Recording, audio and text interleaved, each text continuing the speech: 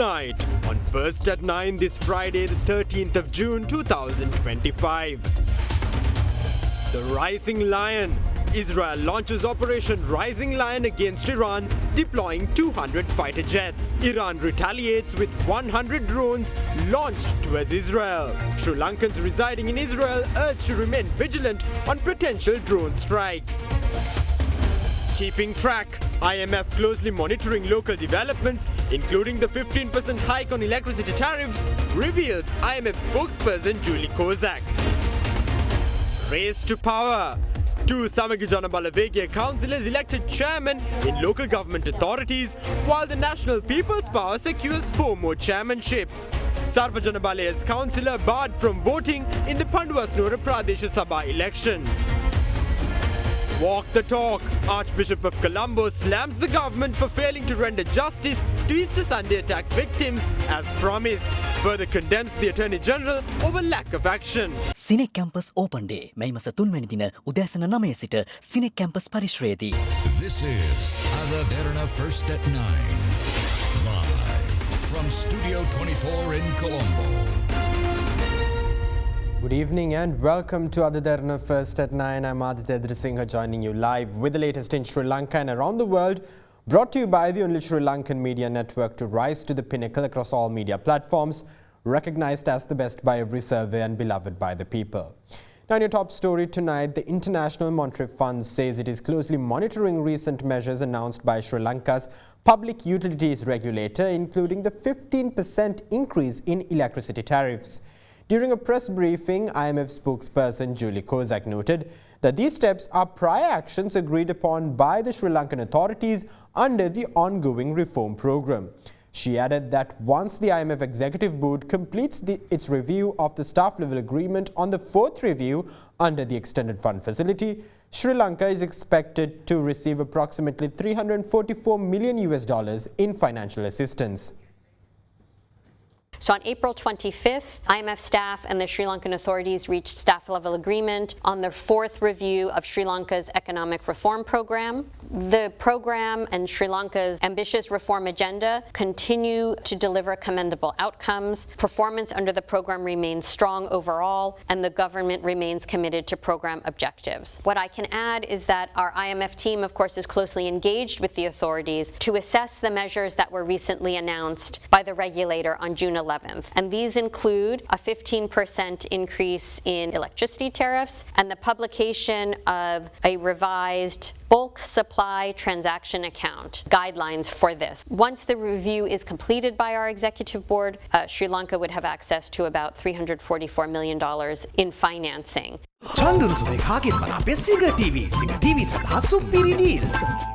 Now, President Andrew Kumara Dissanayake invited German investors to invest in the tourism sector of Sri Lanka while meeting with representatives of the tourism sector in Germany today.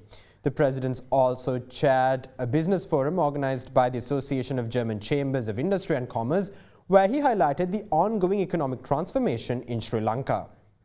President Andrew Kumara Dissanayake met his German counterpart, President Frank-Walter Steinmeier, yesterday, and a number of high-level German officials on his official visit to the Federal Republic of Germany. Furthermore, on the 3rd day of his visit, President Andrew Dissanayake met representatives of tourism and travel industry associations of Germany at the Waldorf Astoria Hotel in Berlin today. The President emphasized on progressive measures the government has implemented to ensure the sustainability of the tourism sector in Sri Lanka, while asserting that these measures have highly contributed to turning the country into an attractive tourist destination. President Dissanayake also highlighted the new investment opportunities that have unveiled in the tourism industry, while extending his invitation to German investors to invest in Sri Lanka.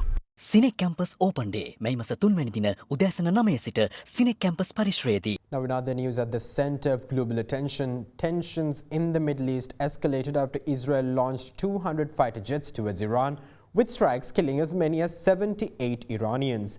Several top Iranian military officials, including Commander-in-Chief of Iran's elite Islamic Revolutionary Guard Corps, Hosseini Salami, were killed in the strikes. Iran retaliated by launching 100 drones towards Israel, which were intercepted by Israel. Meanwhile, Sri Lankan ambassador to Israel Nimal Bandara urged Sri Lankans residing in Israel to remain vigilant and to take necessary precautions, adding that officials of the embassy in Israel are available around the clock and can be contacted by phone for any assistance.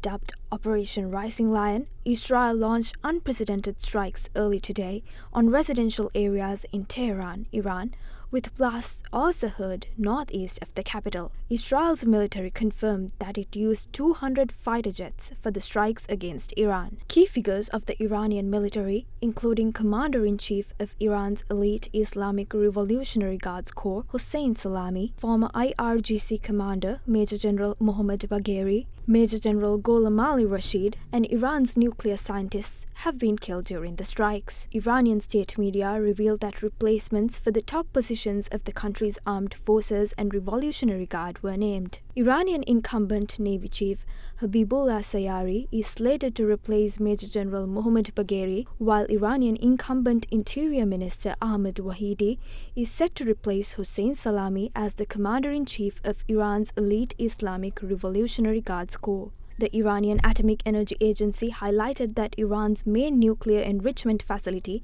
Natanz, were damaged by the attack. However, the International Atomic Energy Agency claims that no increase in radiation levels has been observed. Furthermore, authorities claim that well-fortified nuclear sites were not hit during the strikes. The Israeli attack on Iranian nuclear sites took place prior to scheduled discussion between Iran and the United States over Tehran's nuclear program on Sunday in Oman. Meanwhile, Iranian state media claim that civilians, including children, were also among those killed. 78 Iranians have reportedly died, while 329 sustained injuries. In retaliation, Iran launched about 100 drones towards Israel, which have been intercepted by Israel, as revealed by the Israeli military. Amid the escalating tensions between the two nations, Israel announced a state of emergency, closing schools, banning social gatherings, and advising against non-essential work. Following the attack, multiple Arab nations, including Saudi Arabia, United Arab Emirates, Qatar, Oman, and Lebanon condemned the Israeli strikes as concerns over regional escalation of tensions soar. Meanwhile, US President Donald Trump has warned Iran to agree to a nuclear deal before there is nothing left, suggesting that subsequent Israeli attacks on the country will be even more brutal. Addressing the media today, Israeli Premier Benjamin Netanyahu gave a statement on Israeli airstrikes against Iran. Israel launched Operation Rising Lion. This operation will continue to remove this threat. We struck at the heart of Iran's nuclear enrichment program. We struck at the heart of Iran's nuclear weaponization program. We targeted Iran's main enrichment facility in Natanz. Last year, Iran fired 300 ballistic missiles at Israel. Each of these missiles carries a ton of explosives and threatens the lives of hundreds of people. Soon, those missiles could carry a nuclear payload, threatening the lives not of hundreds, but of millions. This is an intolerable threat. It too must be stopped. This attack takes place after Iran launched its largest ever ballistic missile attack on Israel last year in response to the killing of Hezbollah leader Hassan Nasrallah and others. Meanwhile, Iranian President Masoud Pezeshkian said Iran will make Israel regret its foolish act in response to the series of Israeli attacks overnight, while Iran's Supreme Leader Ayatollah Ali Khamenei warned that Israel will face severe punishment. According to reports, Mossad, the foreign intelligence agency of Israel, carried out a series of covert sabotage operations against Iranian air defenses and missile facilities in tandem with the widespread strikes at a number of locations across Iran. Airline steered clear of much of the Middle East today after the tense situation forced couriers to cancel or divert thousands of flights in the latest upheaval to travel in the region. Close to 20,000 Sri Lankans are currently employed in Israel. Responding to inquiries made by Derana, Sri Lankan ambassador to Israel Nimal Bandara asserted that Sri Lankans residing in Israel are urged to remain vigilant and to also take necessary precautions. Ambassador Bandara further highlighted that Sri Lankans residing in Israel are advised to stay in designated shelters to ensure their safety in case of potential missile attacks. Sri Lankans are urged to stock up on drinking water and dry rations, while those who are on medication are advised to store their medicine in a secure and easily accessible location. The Sri Lankan ambassador in Israel states that ambulance services are operational in case of emergencies, while officials at the Sri Lankan embassy in Israel are available around the clock and can be contacted by phone for assistance. Other Derana also contacted Honorary Consul of Sri Lanka to North Israel, Annette Bernstein-Rake, to better understand the situation faced by Sri Lankans in Israel. In Israel, we truly appreciate the work of the Sri Lankans that are here. Most are caregivers that are working with our elderly, and recently more people came to work in hospitality. The Sri Lankan community in Israel knows how to behave in times of missiles attack. This is not new to us. For almost 2 years, this is the routine, and the Sri Lankan in Israel, like all Israelis, are resilient, and we never panic. We have shelters in each house, so we are protected. Also, there is enough time to get into the shelter from the time of the siren until any potential attack. Most of the missiles and drones are actually intercepted, and we feel safe here. All of us have an app on our phones that notifies us few minutes before the siren, so we have enough time to be prepared. Now, taking you back to some local developments, the Samagi Janabala Vege managed to elect its councillors as chairman in 2 local government councils in the Kandy and Anuradhapura districts. Meanwhile, the governing party, the National People's Power, managed to elect its councillors to 4 local government councils located within the Kurunegala, Anuradhapura and Munragala districts. In other news concerning local governments, the oath-taking ceremony of the NPP councillors who were elected to the Colombo Municipal Council took place at the NPP headquarters in Pelavatta today. SJB's Vasantha Subasinghe was elected the chairman of the Ududumbara Pradeshya Sabha within the Kandy district, where the Samagi Janabala Vege secured 6 seats. Subasinghe contested for chairmanship against the National People's Power's Niranjan Amunugama. SJB's Vasantha Subasinghe was elected to the office with votes cast in his favour by councillors of the United National Party and the Sri Lanka Podujana Peramuna. Meanwhile, Niranjan Amunugama of National People's Power received votes of councillors elected from independent groups. During the poll, the councillor of the Sarvajana Balaya abstained from casting their vote. Sanjeeva Karunasagara of the National People's Power was elected the chairman of the Paduasnura Pradeshya Sabha in Kurunegala with 19 votes. Mano Kumara Singhe of the Samagi Janabala Vege, who contested against NPP's Karunasagara, received 18 votes. Sarvajana Balaya's councillor Siranta Padmalal was deemed eligible to cast his ballot at the election since his name was not included in the relevant gazette.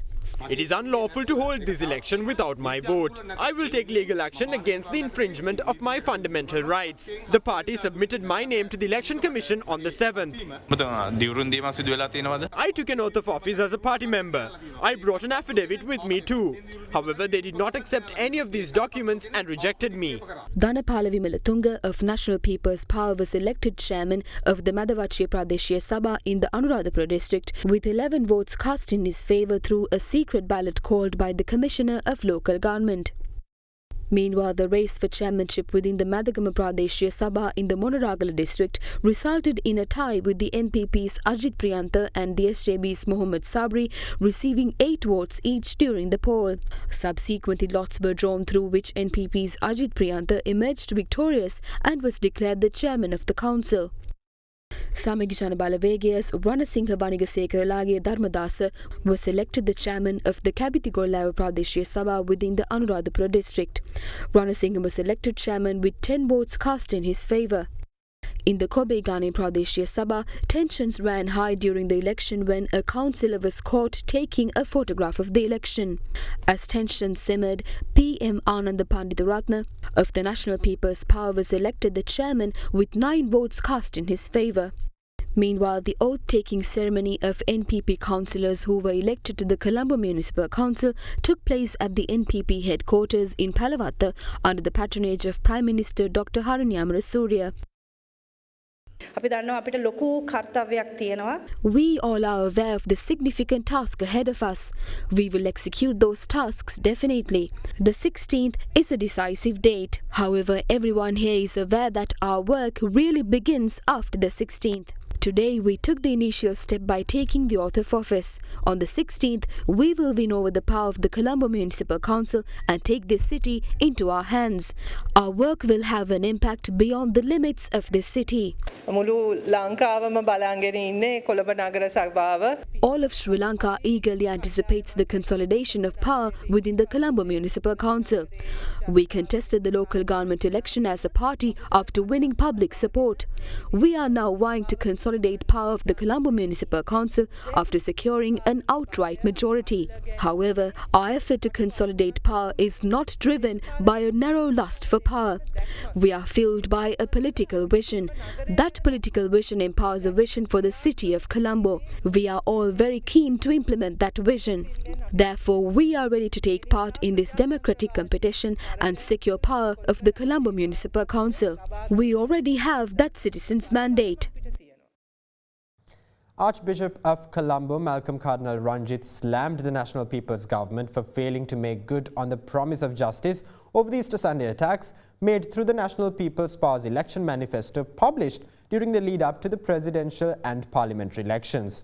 The Cardinal also expressed displeasure over the Attorney General's failure to take legal action against the former President, former Prime Minister and the top brass of the military and the police, who were deemed to be negligent in the execution of their duties as outlined in Volume 1 of the Presidential Commission report on the Easter Sunday attack.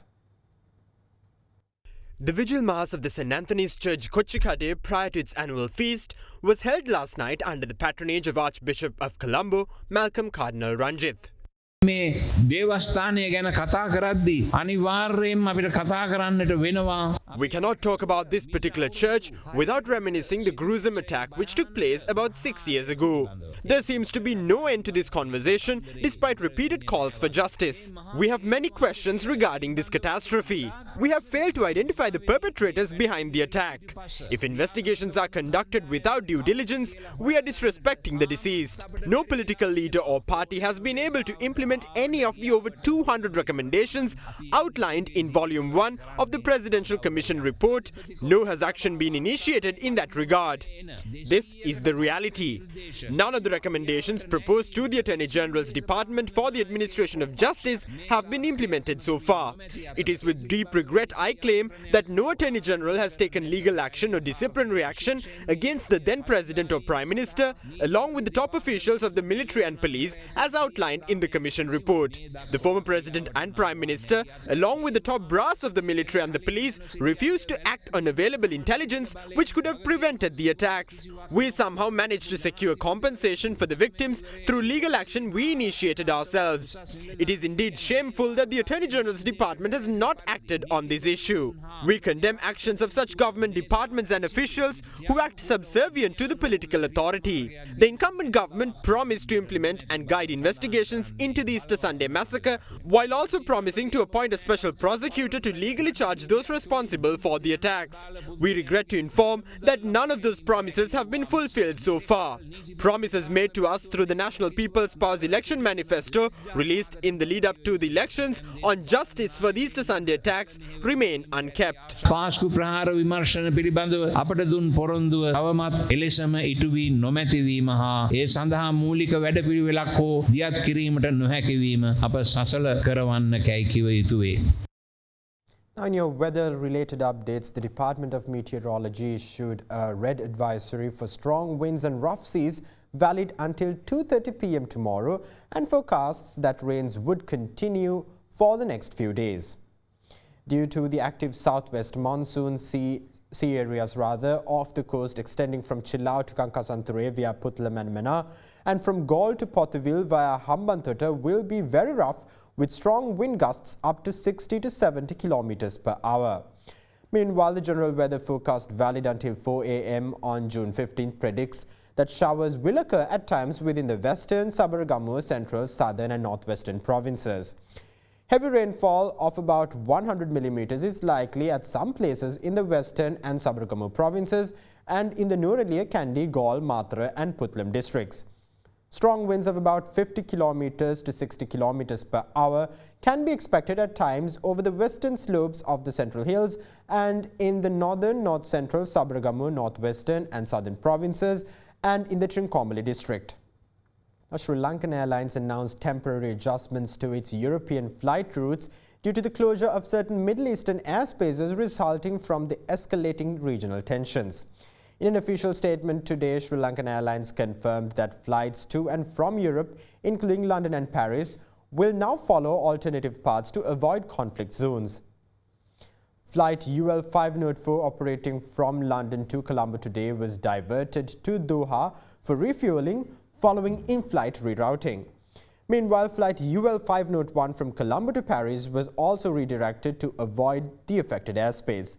The national carrier states that these reroutings are essential to ensure the safety of passengers and crew and added that some flights may experience extended flight durations. For assistance, passengers within Sri Lanka are advised to contact the airline via 1979, while international passengers are advised to reach the airline via +94 11 777 1979. Passengers can also reach the airline through the WhatsApp via +94 74 444 1979.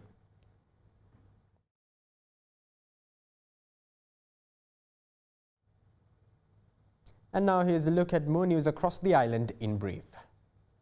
Retired General Hamilton Wanasinghe, who served as the 11th Commander of the Sri Lanka Army, passed away today at the age of 92 while receiving treatment in hospital.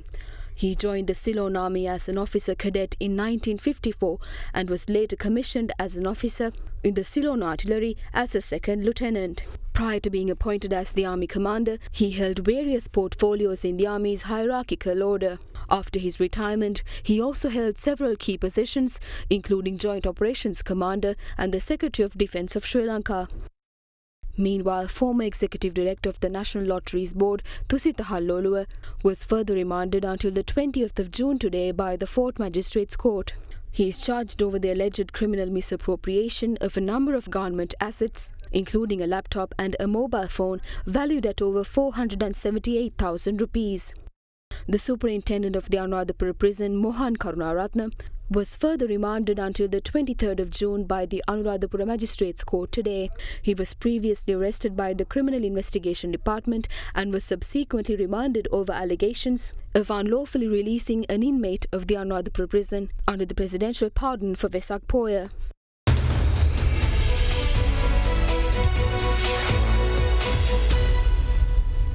Welcome back. You're joining other Derana, Sri Lanka's most trusted news source. Now in your business news, market reaction to Israel's attack against Iran today was swift. Crude prices jumped amid fears that Israel's strike could spark additional Iranian retaliation that could disrupt oil supplies. Brent crude futures hit an intraday high of $78.50 per barrel, the highest since January 27th, before settling back down around $74 per barrel. Meanwhile, U.S. West Texas Intermediate crude reached a high of $77.62, its highest level since January 21st, before settling back down above $73 a barrel. A key investor concern now will be whether latest developments will cause Iran to disrupt transit in the Strait of Hormuz. Approximately 18 to 19 million barrels per day of oil, condensate and fuel of the world's total oil consumption passes through the Strait of Hormuz. As geopolitical tensions rose, gold too climbed as high as $3,444.06 per ounce, bringing it close to the record high of $3,500.05 from April.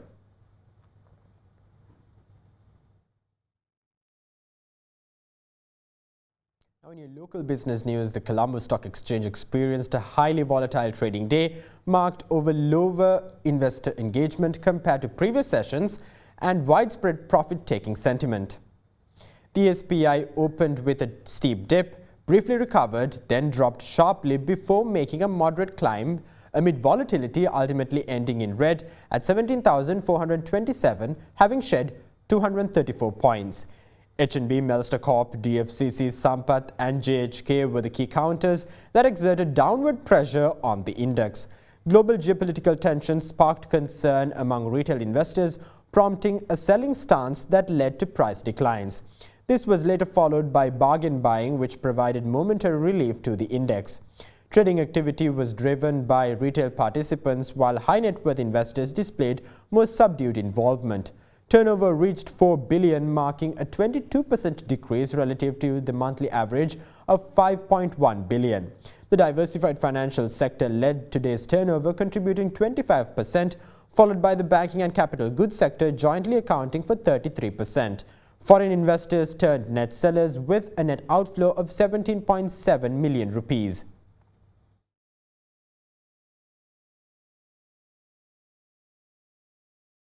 With that, here's a look at today's exchange rates.